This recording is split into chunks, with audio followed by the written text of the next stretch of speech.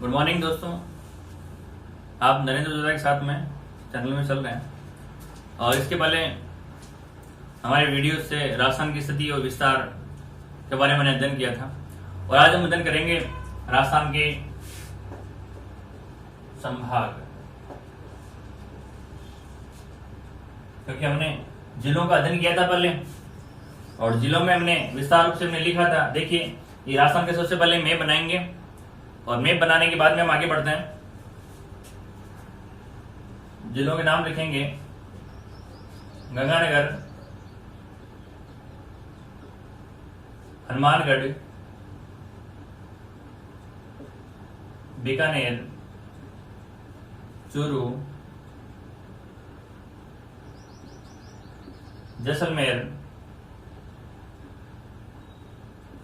बाड़मेर, जालौर, सिरोही, उदयपुर, डूंगरपुर, बांसवाड़ा, प्रतापगढ़, चित्तौड़गढ़,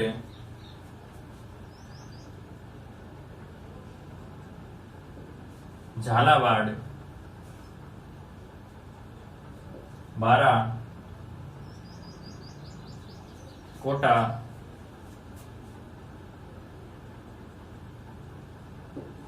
बूंदी,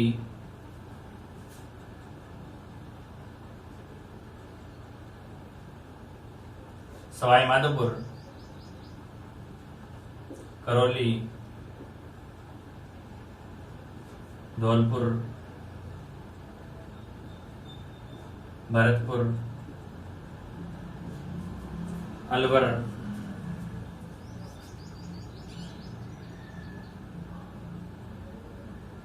जयपुर, सीकर, झुंझुनू,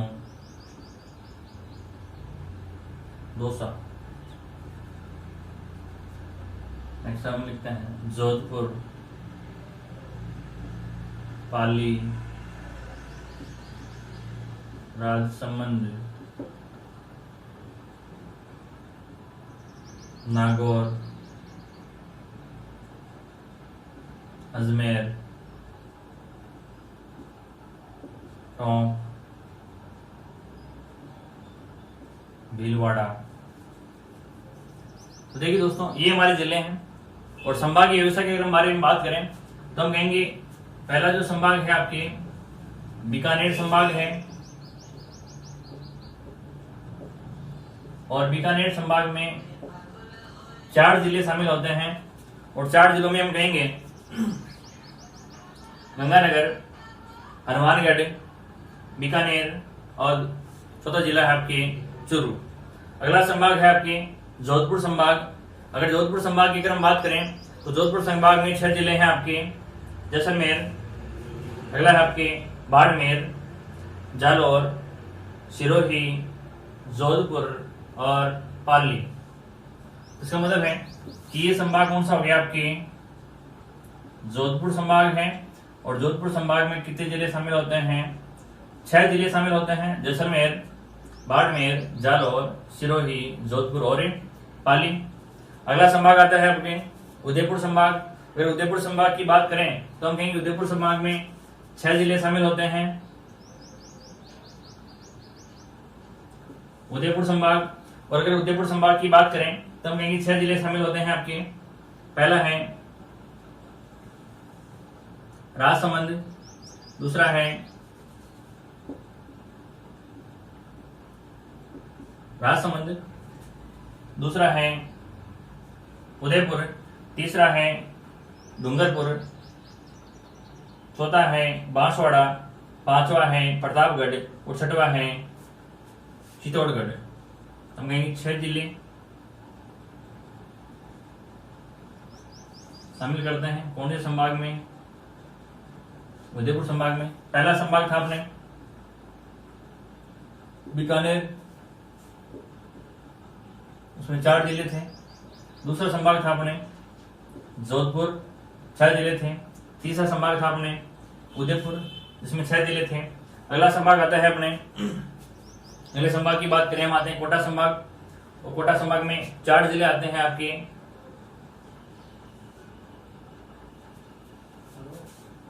कोटा संभाग में कितने जिले आते हैं? 4 जिले आते हैं, और 4 जिलों में है आपके कोटा, झालावाड़, बारा और बूंदी। ये जिले हैं किसमें आते हैं? आपके कोटा संभाग में। और अगला है संभाग आपके, अगला संभाग आता है आपके नेक्स्ट है भरतपुर संभाग, और भरतपुर संभाग में 4 जिले हैं।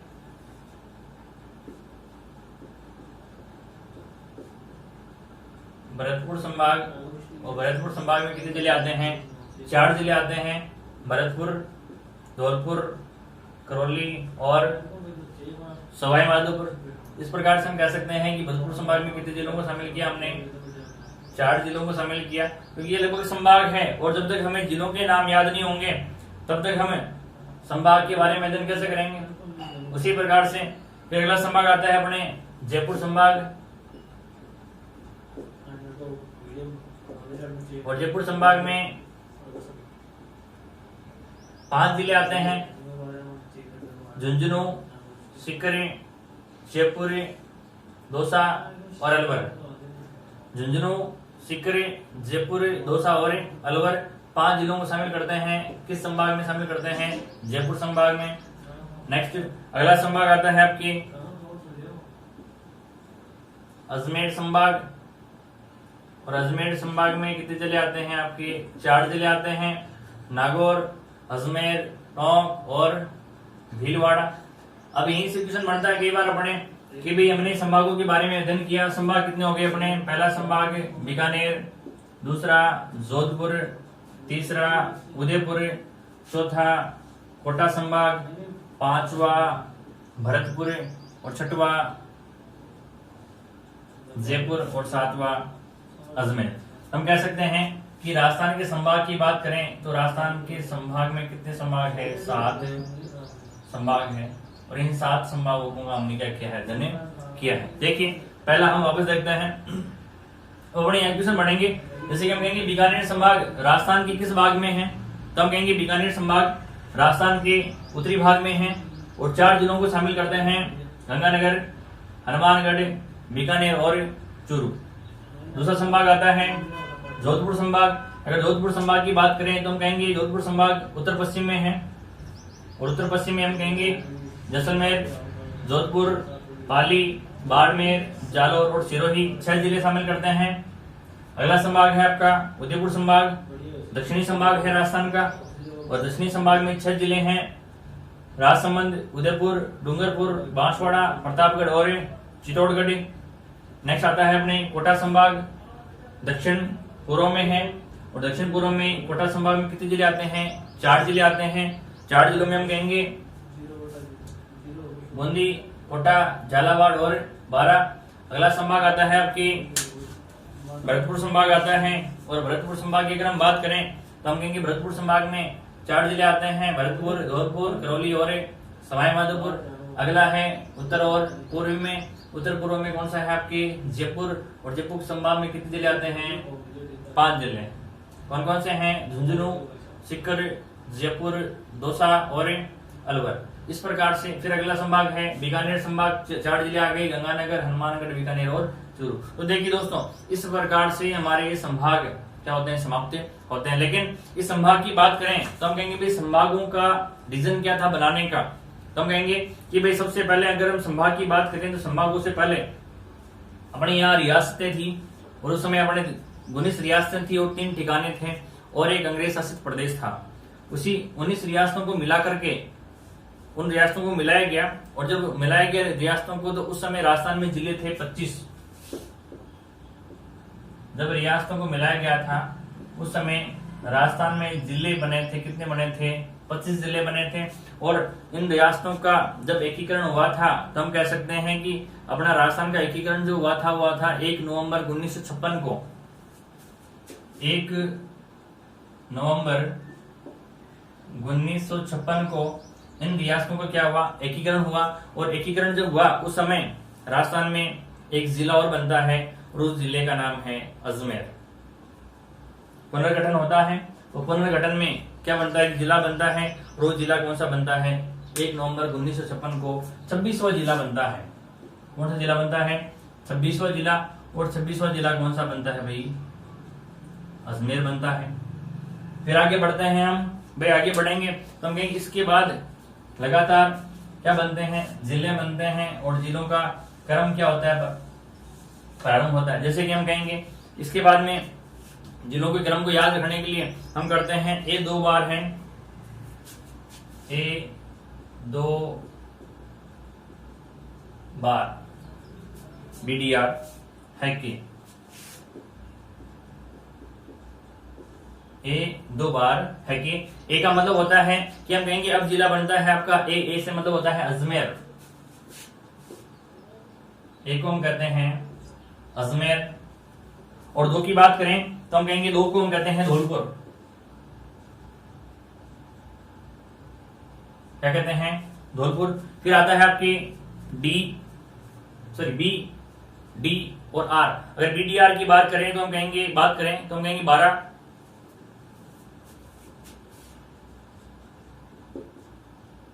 डी दौसा, आर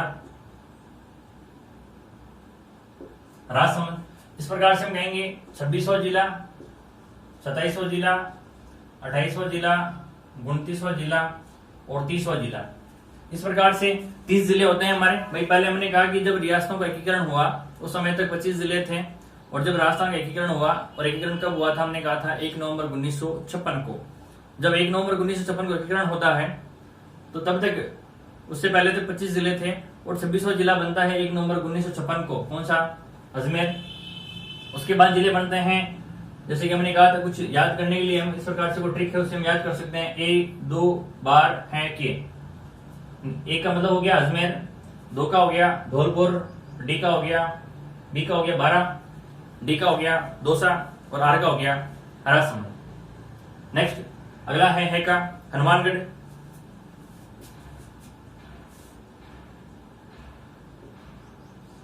और के का करौली। तो इस प्रकार से हम कहेंगे 30 जिले हो गए, 31वां जिला और 32वां जिला।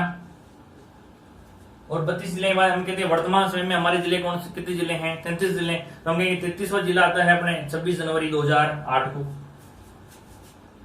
33वां जिला 26 जनवरी 2008 को आता है प्रतापगढ़। इस प्रकार से हमारे इस जिलों की प्रक्रिया है वो क्या होती है, संपूर्ण होती है। तो हमने कहा कि जब राजस्थान एकीकरण हुआ था भाई दोस्तों तो उस समय जिले थे 25। फिर हमने कहा कि ये इन जिलों का निर्माण होता है। 26वां जिला होता है आपके अजमेर बनता है, 27वां जिला बनता है आपके धौलपुर, 28वां बनता है 12, 29वां बनता है दौसा, 30वां बनता है राजसमंद, 31वां बनता है हनुमानगढ़, 32वां बनता है करौली और 33वां बनता है 26 जनवरी 2008 को कौन सा बनता है, प्रतापगढ़। इस प्रकार से हमारे राजस्थान में जिले कितने होते हैं, 33 जिले होते हैं। और 33 जिलों को ही हमने किस में बांटा, संभाग में बांटा। लेकिन दोस्तों इससे जुड़ा हुआ एक तथ्य भी है, हम कह सकते हैं कि जो संभागीय व्यवस्था है, संभागीय व्यवस्था समाप्त हो जाती है हमारे 1962 में। हमारी जो संभागीय व्यवस्था है, इस संभागीय व्यवस्था को समाप्त किया जाता है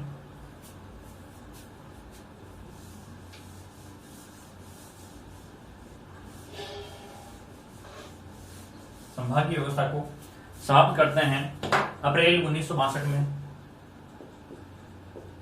अप्रैल 1962 में हमारी संभागीय